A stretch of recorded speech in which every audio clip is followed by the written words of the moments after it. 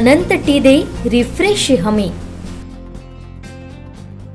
बेटी बचाओ बेटी पढाओ संदेश देत जिल्हा महिला पोलिसांकडून सिंधुदुर्ग नगरीत बाईक रॅली काढण्यात आली।